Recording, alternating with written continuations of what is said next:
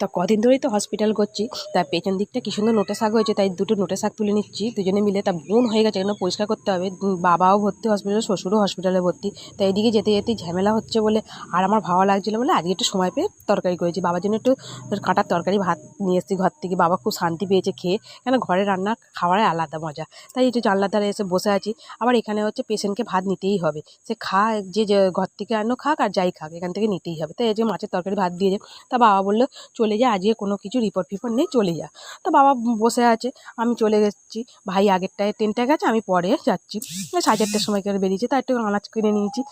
কালকে সকালে তো আবার রান্না করতে হবে, নিয়ে যেতে হবে বাবার জন্য, খাবে, আমরা খাবো। তারপর চলে আসছি। আবার ডাক্তারবাবুরা ফোন করেছে, পরের ট্রেন, যে ট্রেনটা গেছি তার পরের ট্রেনটায় আবার চলে এসেছি। আমি আমার ভাই চলে এসেছি। কী হলো রে বাবা! তারপরে এসে দেখছি বাবা বসে আছে। বসে ডাক্তারবাবুর সাথে আমরা কথা বলছি। তা ডাক্তারবাবু একটা পিজিতে নিয়ে যেতে বলেছে, একটা বাইরে করে রিপোর্ট করতে রয়েছে। তো সব আমরা করতে হবে কাল সকালে গিয়ে। আর একটা রিপোর্ট বাইরে করতে, যে পটল কিনে নিয়ে চলে এসে কাল সকাল সকাল যেতে হবে রান্না করে নিয়ে। কেমন হয়েছে?